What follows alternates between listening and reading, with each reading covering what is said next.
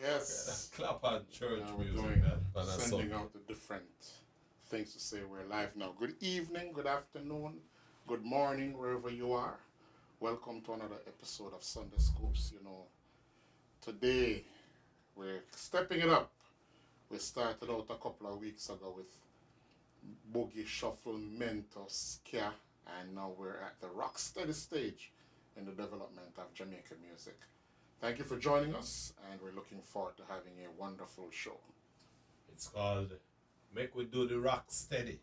One of the shortest but the most intriguing and impacting period in the whole history of the development of Jamaica's music. There's just so many participants who contributed, and even more importantly, the significance of the impact. Um, Never lasted up any particular long period, and I guess we have to be careful how we say that, because even to this day, people still producing rock steady music. So to say that the music, the era, The golden years. yeah, We're referring to the golden years. 1966, 67 to a lesser extent. It really took root in 67. Yeah, but I think it went up to the 70s because there are some tracks like say John Holt, that still had a rock steady feel in it. And then even mid 70s, late 70s, with the advent of a Sugar Minot who revisited the Studio One catalog, kind of give it a revival. But to a lesser extent, I would say 66 to 70, 71. Yeah, but the purists, the scribes, who claim to have been the ones who were trying to document, basically list the period as 1966, the second half of 1966, up to 1968. That is the technical era. But to your point, the music flowed even into that early 1970s period. And then there was also a little period to Richie where in between ska and rocksteady, where we never even called that a genre.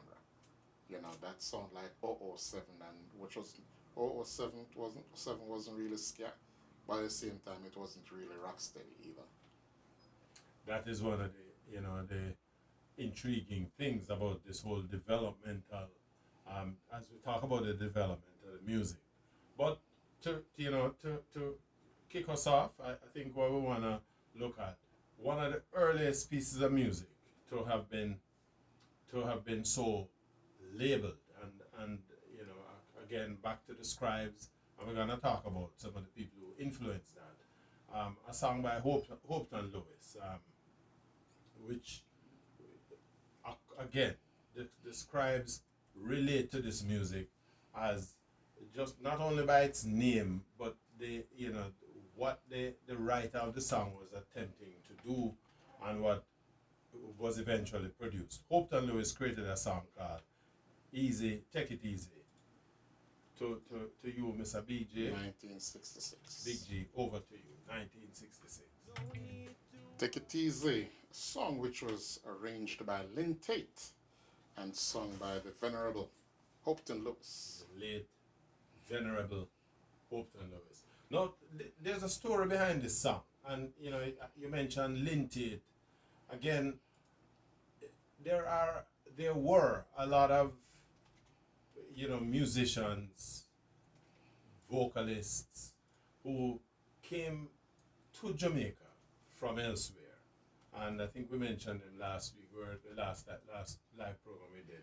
We're looking at people like Jackie Opel and so on, who came up, Lord Creator, who came up to Jamaica from Trinidad, Barbados, and so on. Just around that 1962, when we were into the independent celebratory period. And for different reasons, they never left Jamaica after that. And Lynn Tate, who, well-known, talented guitar player, musician, and arranger, was working, during that time they were basically flitting from one studio to the next. But he was based in Treasure Island. it was Treasure Isle, which would have been Duke Reed's thing. But he also did some work as well, if you remember, for Beverly's too, and did a little bit of work too with Scratch Perry and all that. But at Treasure Isle, Hope and Louis, this was the period when the ska was heavy. 1960, the 1964, 63, 64 up to 66 period. Ska is the big music, and according to Derek Morgan, he had maintained that during the ska period, particularly from a sound system standpoint, because the music is so fast, and because most of the producers, record producers, were basically putting out music to support their sound system. The music was largely for the dance, and you know, everywhere across Kingston, St. Andrew, St. Thomas, St. Catherine, where you have a big sound system.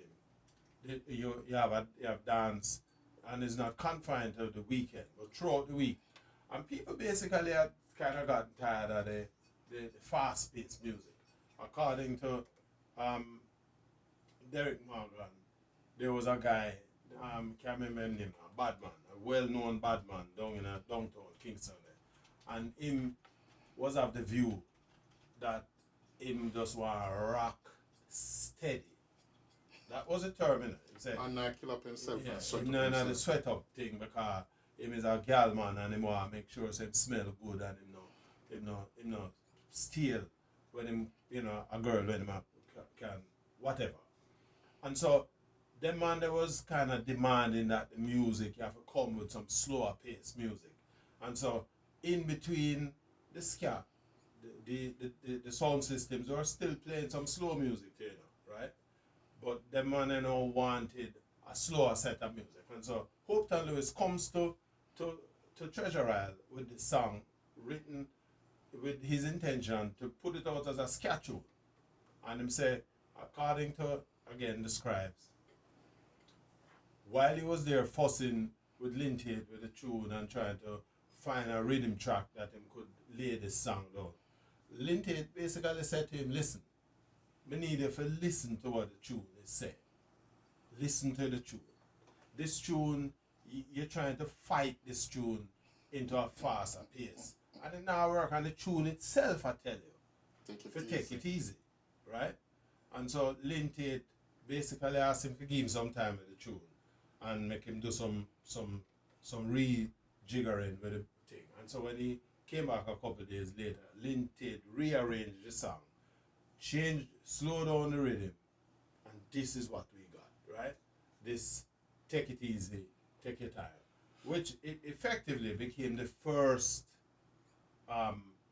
rock steady music, if you will. And again, something we need to pay attention to. Without a Lintate, I doubt God, you know, and I'm gonna go there. The rock steady era owes its existence to Lintate, right? Because Lintate had always maintained. So when he come down to Trinidad to play music, you have fast calypso, You have slow calypso, you have medium pace. right? And so it's only Jamaica the music had tried to fight itself all the way, and so there was a necessity for the music to move with the demand of its audience. And so when them bad man they now come in at the thing, right? And the man them decides, boy, one man a dance and a step up on them white kind of man, they wear them white suit and them felt hat, white shoes, you know, black and white shoes. You have some man who have some shoes two-tone, you know, you have polish and then you use a whitening and whiten the thing. And you can't come in and them dance and step up on them shoes and thing, and them a bad man. So him say a lot of the sound the sound man them play to these guys' desire. Plus remember them buy out the bar and them keep the dance running and then the singers adapted to those demands. But very important that thing. Now, there at the same time, people like Derek Morgan too. He was had essentially determined that he must join in the league as well. Um, People like like Scratch Perry, who had his own his own interpretation as well. And then you have people like Alton Ellis, right? And so the music now, what these guys were looking at is, whereas some people were writing original songs like Mr. Take It Easy Man, right? They some of the other artists were taking tunes that coming from Motown, and of course Coxsone and Duke Reed.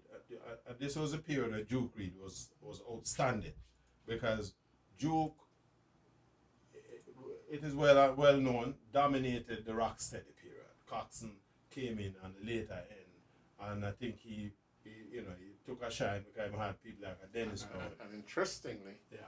even though Treasure Isle dominated the early part of it, it was Cox's songs that actually, when nowadays, like when you have household name or domestic name, like Fab, when people refer to Rocksteady nowadays, they refer to it in two words, either foundation or they'll call it Studio One. So even though Treasure Isle was the big studio producing a lot of Rocksteady, like Ura and the Paragons and all of these different songs, it was really Studio One that captured the heart and imagination of the dancehall. Yeah, but listen, don't let us focus on. No, Richie, it's just a I distinction being made. agree. I'm not taking sides on anything. I'm just saying that a lot of people Well, out there will tell a man, say, yo, I play some Studio One, but there's a distinction between the Studio One sound and the Treasure Isle sound, and you have to be, there are some purists out there who will murder you if you insist that every song that you play a rocksteady. You better just say it's foundation music, but don't talk about it's Studio One, because not all rocksteady. But most of them man who taking them kind of position, them say that because they don't know, right? Yeah, but we are educate the people. And that's why, in the context of the educating, we want to focus firstly on where the drive was. And one of the songs too that demarked the term rock steady is not even that song about, is a Prince Buster song called Judge Dredd, that he actually talked about rocking steady and all that kind of song. So this is the song I'm talking about, Prince Buster, Judge Dredd, and not the Judge Dredd that you judge 100 years different from this. All right. Now, as you can hear from the previous songs, started out with Do the Rock Steady with the Termites, then I played Alton Ellis's Rock Steady, then I played Slim Smith's People Get Ready, Do the Rock Steady, an ode to the influence, one of the big influences of Jamaican music, Curtis Mayfield and Impressions, People Get Ready, and also Phyllis Dillon, Rock Steady. She's the kind of girl who likes to get it groovy. It's interesting that you that name you call, right? Curtis Mayfield, because Curtis Mayfield was essentially the lead in the Impressions American vocal group, and to a large extent, it was the treasure trove of output from Curtis Mayfield and Impressions, and to a large extent, the music that was coming out of North America at this time, that essentially helped to get those wheels, increase the revolutions of the wheels of the development of rocksteady in Jamaica. Plus, I think in the previous program we talked about this influence of foreign musicians out of England, well, artists, let me use that term because a much broader description.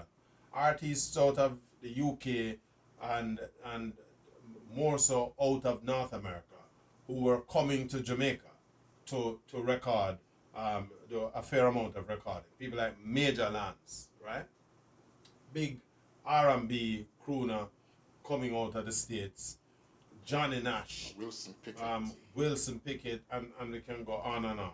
And then, of course, you had some of the other rock and roll and R&B artists too, Fats like Domino. Fats, there you go, Fats Domino, Chuck Berry, the whole of it. And so they were coming to Jamaica, spending a lot of time doing work, in the local studios and bringing their own flair. The other thing that was helping too is that the copyright restrictions were almost non-existent at the time, which sort of helped to promote this development in Jamaica. So Jamaican artists would take a song that they were hearing, getting some airplay overseas, and then take these songs and give it their own flair. You just touch a couple of them a while ago. God, Phyllis Dillon, uh, um, and of course quite a number of the other artists. The other thing too is that in the North American or on the North American scene, the vocal groups were the order of the day, and so we talked about Curtis Mayfield and the Impressions. You had you named them. Some of the big other vocal groups. Jerry Butler, Sam Cooke. Yeah, but the groups themselves, like Temptations. the Temptations, right? Yeah, man. The Four Tops. Yep. Martha and the Vandellas. All of these were vocal groups, and so because this is where the music was coming from, the tendency in Jamaica amongst the singing fraternity was to go the group route, and so this is where, like, you play the techniques just now. That's where the ideas and the techniques and so on, the uniques, Slim Smith and the uniques, the Wailers was always they were there from the outset, but again it was always groups, and so they were now putting out material that was drawn from the catalog of the North American music. Again, we love talk about Jamaica. We own the music. It just explodes this argument because music is so fluid that a song created somewhere else produces another influence in another domain, and Jamaica was the best illustration of all of this. A lot of songs that we grew up on that we thought, Alton Ellis sing songs like Willow Tree and the Paragons, with John Holt. The Drifters. Yeah, we Drifters. figured that these were their original songs until we start to hear that this was a Drifters song, or this was even the biggest ska song, My Boy Lollipop, was an actual cover version.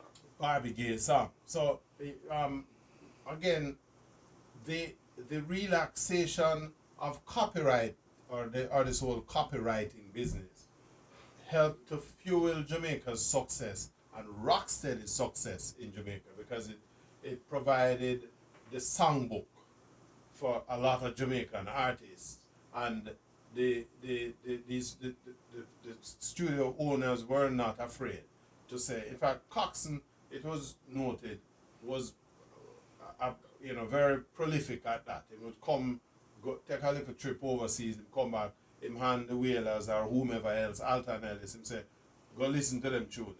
And and before you know it, they would reproduce and thing. It sound like with Dennis calling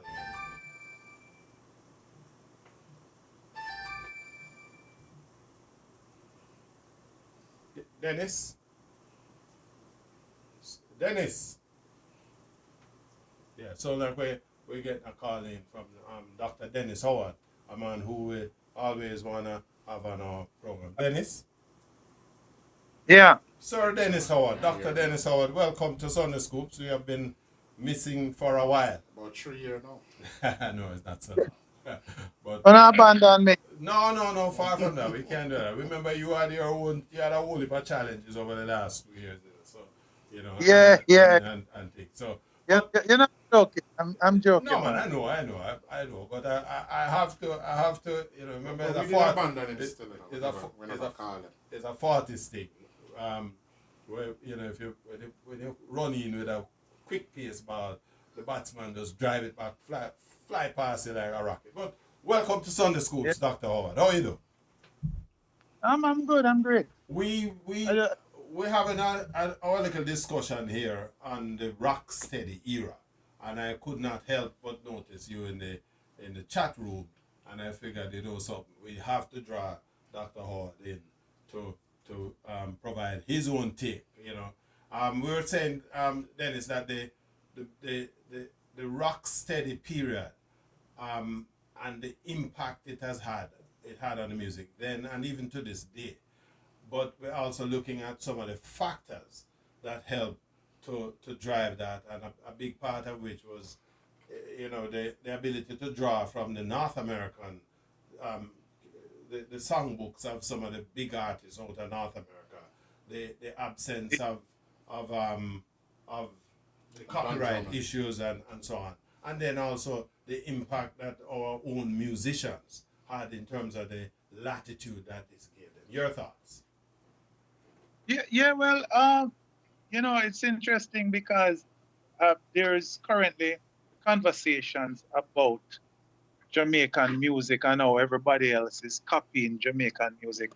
And we approach it with a kind of arrogance that I can't even understand where that is coming from, because I and all of you were around when Jamaica was a copycat of America. We imitated everything that was American culture. We even used to cut we hair because of Tony Curtis, a Tony a C. hairstyle that Curtis popularized. And we used to call it the Tony C. In Yes. fact, it's years after me realized the name Tony C came from Tony Curtis. And Myself to so boss. Rocksteady was imitating to some extent the R&B era, the 60s Motown sound, and the the music of of my my grandson. Yeah, so like you're doing a little babysitting there at the same time. Not wrong with Soul that. music, Yeah. you know, and so it those back in those days, uh, soul, the word soul was an integral part of the Jamaican vocabulary. And Yes. everybody in the 60s and even in the 70s, we were disciples of funk and soul and all of this music. And out of that come the rock steady vibe. You know, uh, I remember people like even Alton Ellis sporting a Tony C, and you can name the artists them had it. People like God, Gypsy, Tony Gregory, all of them, and Yep. everybody, even the Wailers was dressing like Like the The groups from both impressions, towns. yes. you know, Yeah, man. They you were know. dressing I up saw like the you put up, impressions. You're I right. saw you put up a photograph of the techniques. Right. That a direct copy of a photo that the Drifters did. you know, and the famous photo of the Whalers, Bob, Peter, and Bonnie in suits, was a direct copy of the impressions, Curtis Mayfield and the impressions. So, uh, this is not to say that or detract to the ingenuity and the creativity of our output in terms of rocksteady, but we need to understand that our music just never come from from out of the sky, and that we were these brilliant people who never had any influence from nowhere and just created this great music that it is. And it comes from all over the place, and Rocksteady was deeply Yeah, that's the photo. Yeah, yeah. That was the music was influenced by soul. We covered almost every Curtis Mayfield song. The Wailers did a lot. Absolutely. Moving, Yes. keep on moving, Diamond Baby, you know. We covered folk song. The Wailers was a wicked and very deep group, you know, because they covered songs from Bob Dylan, which They, is they, folk rock. they even had a They cover covered from songs the Arches, from Sugar Richie Sugar. Evans, which is folk rock again, because people think African Urban is an original song. It No, is. that it is. It's a song called Indian Rope Man by Richie Evans, you know. And So the music was influenced by North American music, but we, as usual, because we're so talented and creative, we created something unique to Jamaica. And uh, you mentioned a couple of of musicians recently in your discussion, and you touch on Ox Brown, yes, but I made a comment that he's an unsung creative genius. The man is the man guitar work is amazing, but most people don't even know, you know. And I'll give you two songs. Yeah, just check out the Wailers, Caution. The guitar work on that is amazing. It is Ernie Ranglin level. You name the great guitarist, it is up there. And then he replicated that same kind of riff and sound in a song by by Paul Simon, which was Mother and Child Reunion. Listen Caution again, and you can Man and Child understand reunion the was greatness of Brown. was Jimmy Listen to Cliff. most of the stuff out of Beverly, Rivers of Babylon, all of the melodious great songs. Pete, the Wailers album that they did for uh, Leslie Kong, because Caution was one of the songs from that album. The Toots and the Maytals song, amazing work, but a lot of people don't even, you know that that Ox Brown and the other guitarists, Ranchi McLean and them, that the kind of wicked work uh, that they were doing. I think though, Dennis, we suffer to a large extent from our own unwillingness or Hi there. If you enjoyed that clip, go on over to our website at yardmedia.com where you can watch the entire broadcast at your leisure. And while you're there, why don't you check out our other reggae music features? And before you leave, pick up some of our Jamaican reggae merchandise and hey, don't forget to tell your friends.